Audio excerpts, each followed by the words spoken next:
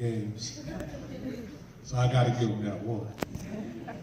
But the Saunders family, during my youth, I was in and out of their house with their dad and their wonderful mom, both who are no longer with us, but who will always have a special place in my heart and in my mind in terms of how great they always treated me when I was your age, when I was a high schooler, just trying to figure a lot of things out,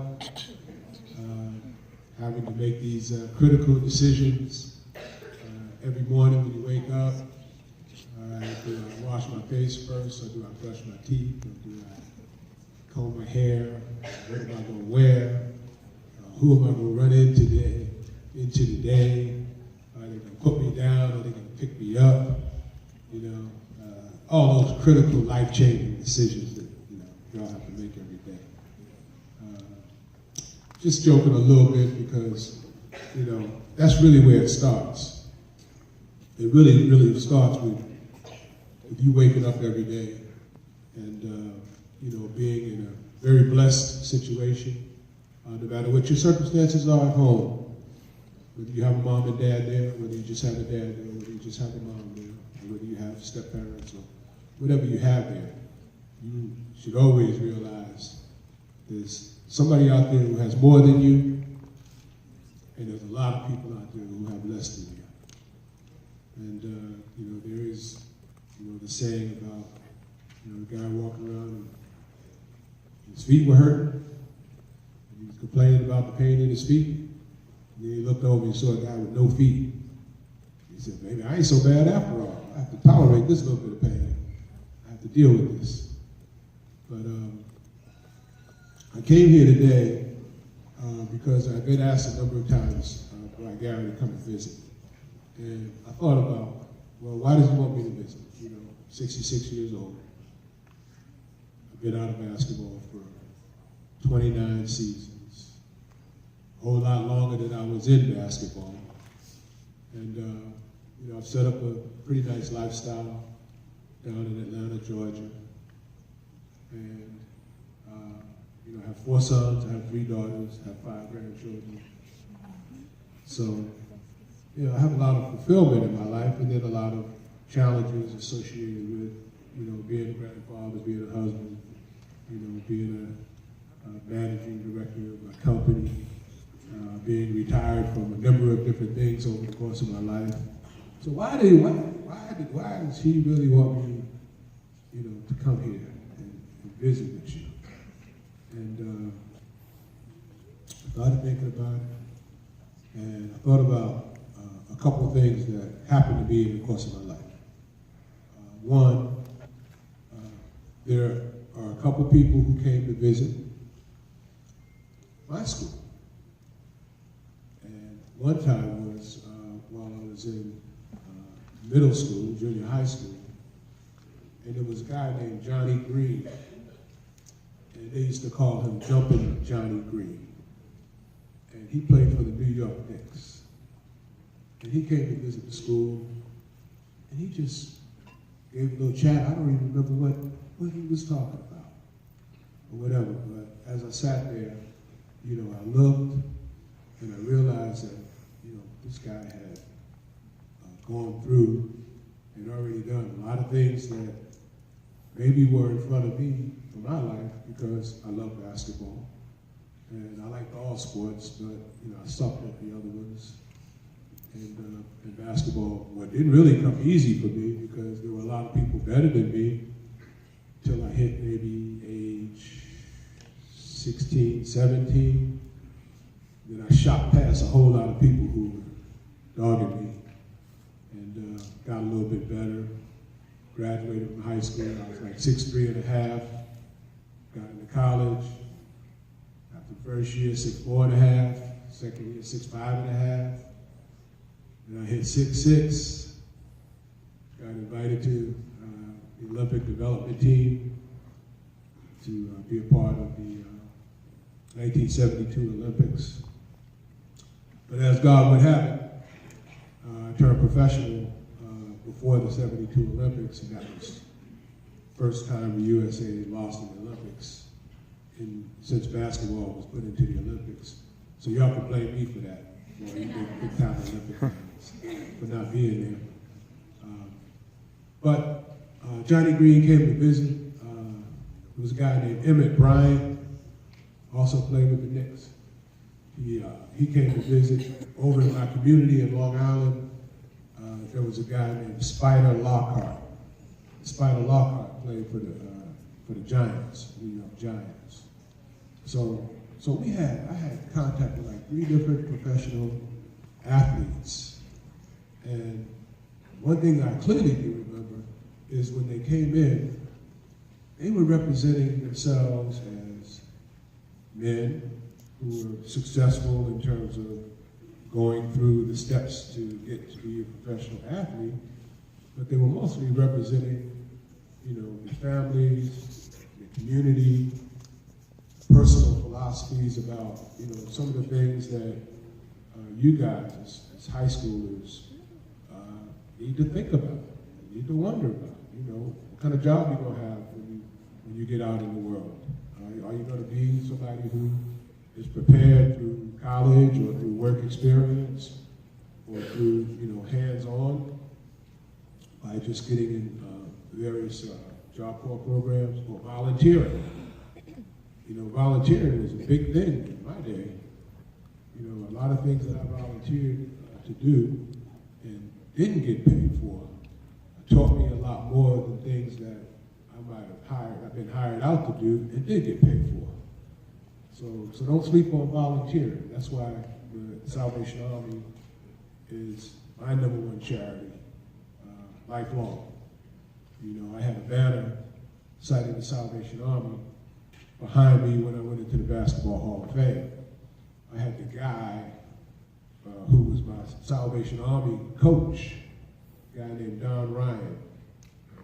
66, so he's probably 72, 74 right now. I had him right there front and center because he had been such an inspiration in my life. But let me just get back to others who visited me and the impact that it had. In college, Bill Russell came to visit me. And Bill Russell is a legendary basketball player. He rightfully could be considered the greatest of all time. His teams won 11 championships in the 13 years that he played. And then 2 of those were as a player coach. So this was an awesome guy. He extended the hand of friendship to me, which I wasn't really expecting. He came to visit because he was a speaker at the school. He just kind of singled me out and asked me to go have a cup of coffee with him.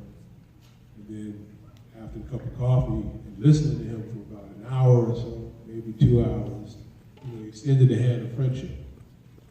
And I would have been crazy not to accept it. That was in 1970. So that's more than 40 years ago. So you never know. You never know when that person is going to, walk in the room who might be a difference maker in terms of, the challenges that you have and these decisions that you have to make, large or small. There are decisions that are going to determine who you are. They're going to be decisions in terms of how you're perceived by others. And don't let that be more important than how you perceive yourself. Because I know, I have an 18-year-old son, I have a 15-year-old son, 11-year-old daughter. So I see it every day. I see it every day with the changes that, they have to go through, what they have to deal with in terms of validating their identity, getting out from within, under the shadow of having famous father. Your journey is not going to be the same. No 2 people are going to have the same journey in here.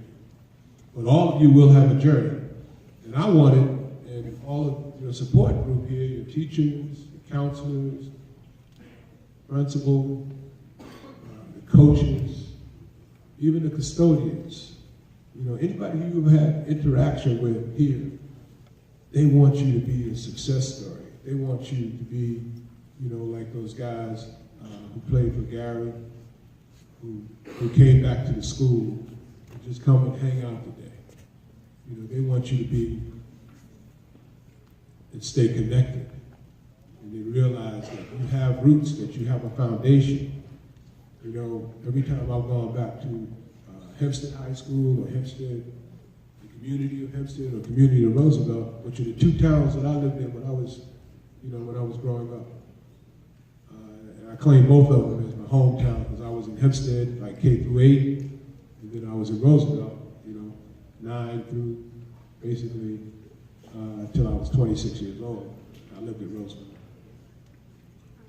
So you're going to have that same identity issue in terms of having a home base, having a hometown, you know, having all these people who are pulling for you, even when you don't know it. You know, and that's sort of the beauty of it, because it's not like you have a real conversation about it. What it's like is later on, 22, 28, 32, 40, whatever age, you're going to run into somebody and be like, hey man, remember me? Blah, blah, blah, such and such, and such and such. And you'll recall maybe something that y'all did together, or something that you did that they watched you do, or something that they were witness to, either in academics, or either in sports, or either in some part of this educational process where they remember you. And you sit, and you have this little chat. It's just like a chance encounter, whatever, and then it makes you realize, wow, if this one person who I barely knew, who I barely had contact with and interaction with, knows about me, cares about my story, has followed me, even though not religiously, but just kind of, you know, through word of mouth, or finding a way to keep tabs on what's been happening to me. How many more people are there like that? And there's strength and there's power in recognizing that. Like, I'm the last surviving member of my immediate family.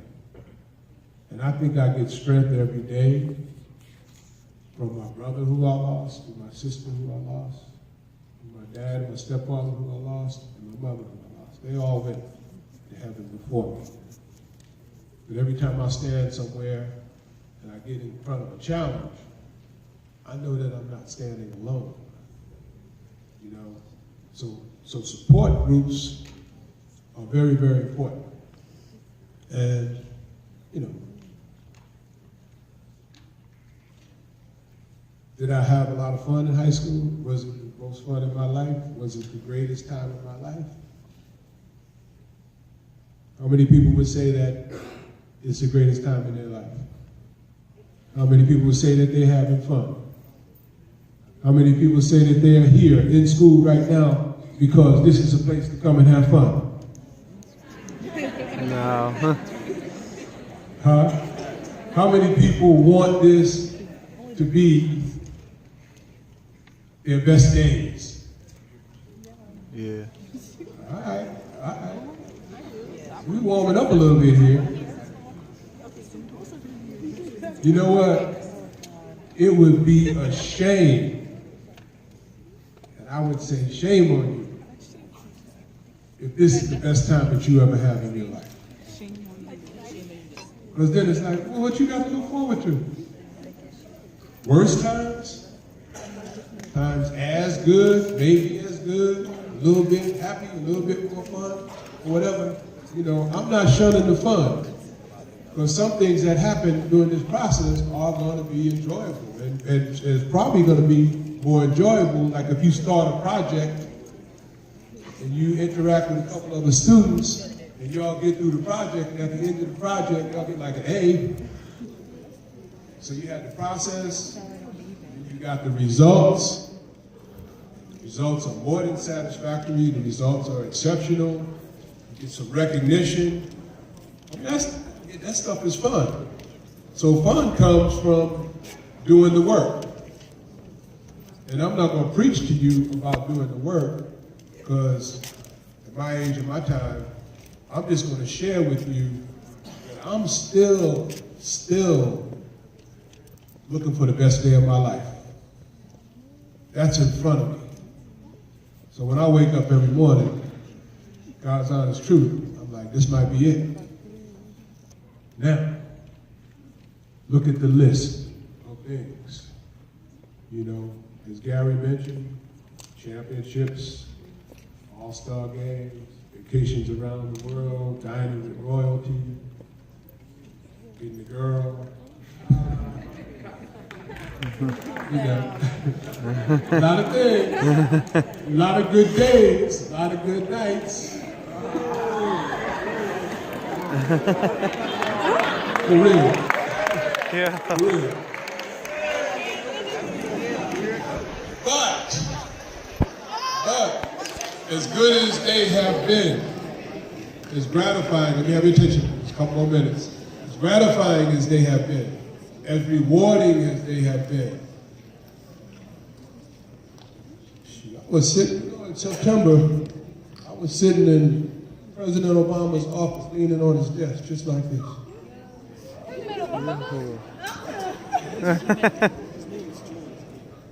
And for 45 minutes, he entertained me and my family, my team who's with me here today, my nephew, my attorney. They're here. Wow, same. Maybe over there. Is that pretty cool? You think that's pretty cool? Yeah. No, not As Obama. cool as it is, as cool as it is. If Obama was here, there'd be a lot more security. Attention, a little bit more. As cool as it is, as cool as it was, the next morning when I woke up, I was still, you know what? This might be the best day of my life. So keep that carrot. You want to call it a carrot? You know how much rabbits like carrots. So be the rabbit. Keep that carrot out in front of you and understand that the best day of your life will be in front of you if you decide, now you're going back to making another decision. You decide that you want it to be in front of you as opposed to where you are right now or something that you've already done. You don't want it to be done and dead and buried. You want it to be in front of you for the rest of your lives. So let that be the takeaway today. God bless all of you. Thank you. God bless you.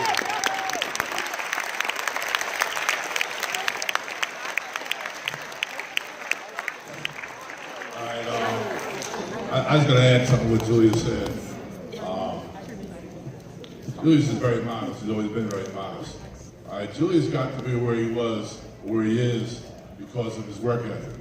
All right, Julius decided a long time ago he wasn't going to be an average guy.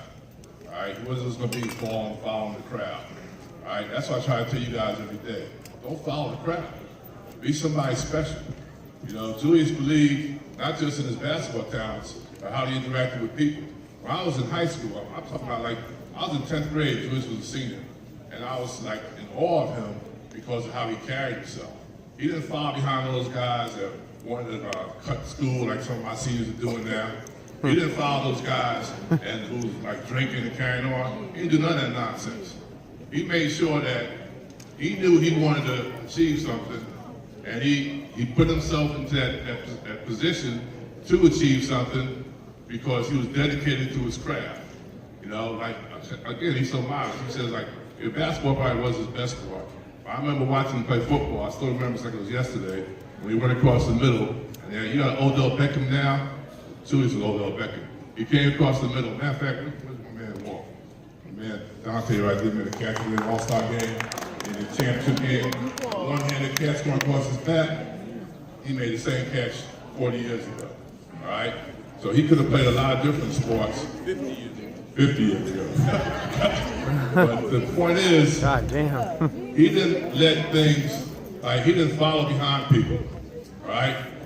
He was determined to do the right thing and not be a clown like maybe these two guys in the middle right there. You know what I mean? He decided to make sure that he did things to become a little special. You know, and all you guys have the same opportunity. Because, look, when when I was in school, I didn't know Julius was going to be, Julius Erving, the doctor. I don't think Julius knew it, but he knew he was going to be something. He knew he was going to be something because he wanted to be something. And all you guys have the same opportunity. Same opportunity. Just like y'all sitting there, I was sitting there the same way. I talked to my guys here, my leaders, Ez and Tony and Andres and people like that. You guys are special. The way you make it even more special is to influence somebody else. All right? Julius influenced me. I tell you this every day. I wasn't born with a suit and tie. All right? People help me. Mr. Wilson, Mr. Macklin, our coaches, Mr. Mosley. They help me. So people are here to help you. Well, what's on the murmur? What's on the murmur? I talk, ain't no murmur. So let me just say that I hope the takeaway today is that you have higher self-esteem. I know some of you need to bring it down a little bit because y'all, feeling yourselves more than you should. But higher self-esteem, a great sense of personal values in terms of for you as well as for your neighbors, for your classmates. Respect, it's always good to talk about respect. And you're going to get respect when you give respect. It's a simple equation. So I want this to be a positive day, something that you can look back on and you can say, hey, you had a visit. Okay, you might not even remember my name, but just you do remember that somebody cares about you. Everybody here who's standing around this room, who's playing a role in your life, they really care. They wouldn't be here if they ain't here for the money. They are really at the lower half of the pay grade. I just left the gym, and there were guys in there running up and down in the gym because it was a Sixers training complex. And they're going to run for 2 hours. They got so many zeros on their check, they get blinded when they look at it, or whatever. So they're not here for the money. There's a lot of different ways to make more money than being in the school system. And the school system works because those who are running it are willing to make the sacrifice that's necessary to just give you a way, and let you see the light, and let you understand. And you gotta do your part. You have to play your role, and your role is very consistent to what Mr. Saunders, just said. He just said, take it seriously, and understand that it is on you. Y'all can be somebody. You should want to be somebody. And then I'm telling you, don't let this be the best time of your life. Let it be good, but don't let it be the best time of your life. Keep that out in front of you. Thank you. God bless. All right, with that. Julius Erving, Big Timber Creek, thank you. Julius, thank you, brother. I appreciate it.